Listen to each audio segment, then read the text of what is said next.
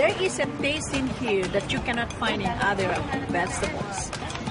And the more you eat, the more it's become tasty and you keep on, asking for it. What this farmer in Hawaii is talking about is not a vegetable, it's a tree. And while Vicky Domingo says it has an unusual flavor, there's more to this tree than meets the taste buds.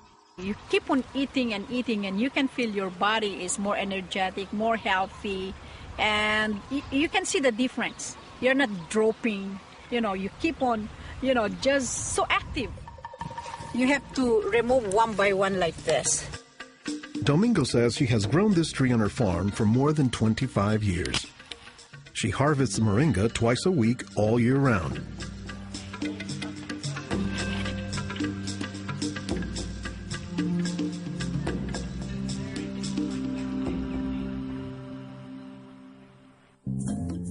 Every week, Domingo sends 1,000 pounds of moringa to the mainland. The rest of it ends up here at a Honolulu farmer's market, where most of her customers have eaten it their entire lives. Well, in the Philippines, it's a third country. In other words, not a rich country. We cannot afford to go to the doctor for medicinal purposes. So we use this in our daily lives so we can have more energy, more vitamins to supplement our daily nutrition in our body.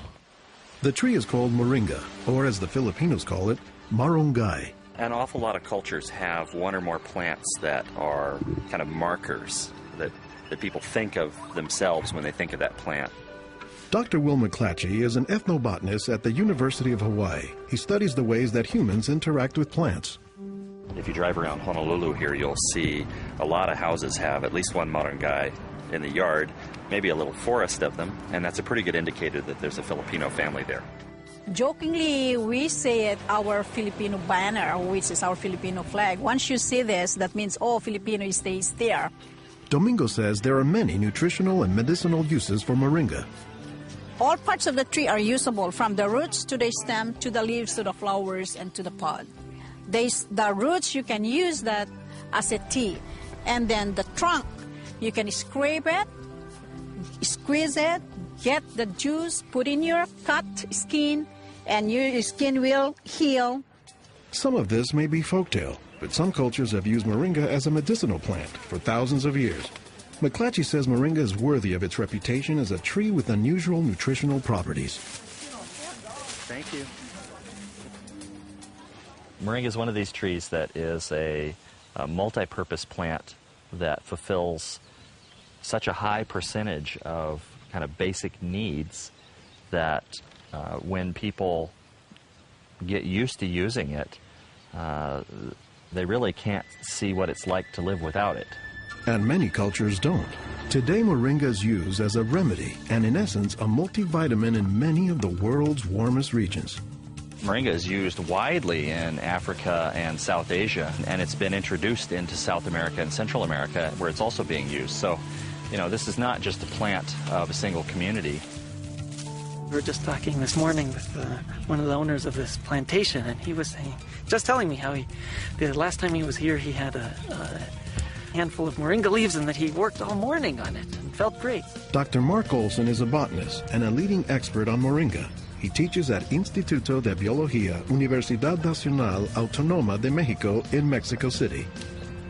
Here, he is visiting a new moringa farm about 2 hours outside the city limits.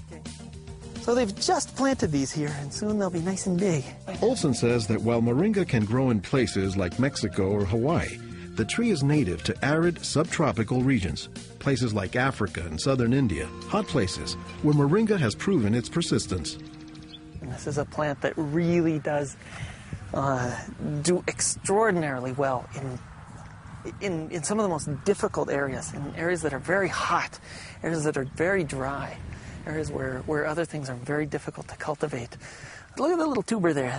This is one of the reasons it survives so well in dry areas.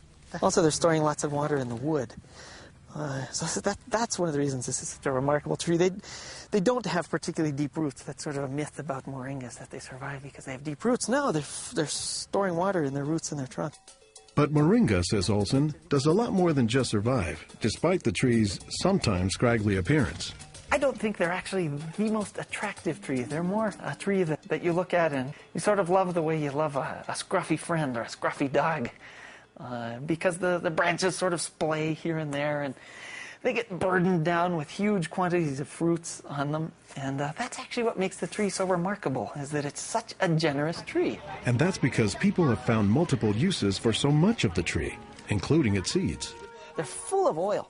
You press the seeds, and then this wonderful aromatic oil comes oozing out, which you can use for cooking, you can use for cosmetics or lubrication or whatever. And the cake, the press cake, the stuff that's left over after pressing the seed, that is what's used for water purification. Water purification, Olson says, is especially useful in developing countries where clean water is hard to come by. But the benefits don't stop there. Some of the things I think are most exciting about moringa is, for example, the high vitamin content. There's a lot of vitamin A in the leaves. And worldwide, that's a problem. A lot of people have problems in development of their eyes because they don't have enough vitamin A. Moringa's vitamin A content, and its content of vitamins in general, has caught the attention of scientists around the world. So I started to read about moringa, and I was absolutely amazed about the richness in nutrients, in many antioxidant compounds, in vitamins. Dr. Monica Marcoux is a pharmacologist who has studied many plants. She has done extensive research on moringa and says it has significant nutritional potency. This subject is one of the topics of her recently published book, Miracle Tree.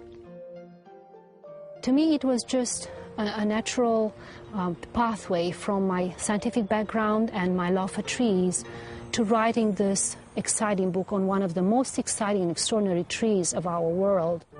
Marcoux spends much of her time looking at trees and plants, both as a pharmacologist and as an artist. While Marcoux, the nature photographer, is grabbing shots of plants, Marcoux, the pharmacologist, says she has a bigger concern. We are having an epidemic of cancer and cardiovascular diseases and many other chronic diseases.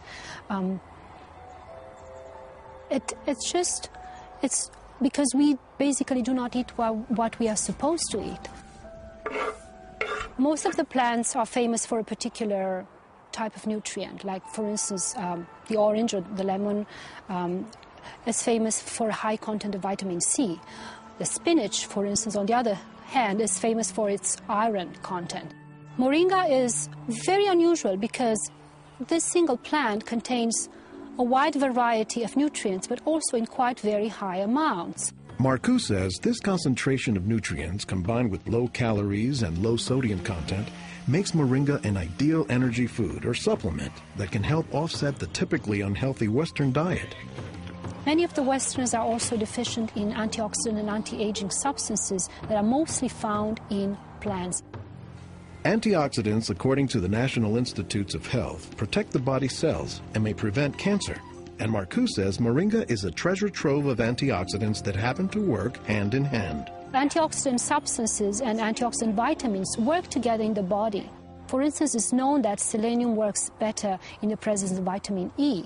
Moringa has high amounts of selenium and has also vitamin E. While many plants contain antioxidants, Dr. McClatchy says that moringa is also high in the nutrients we usually associate with meat.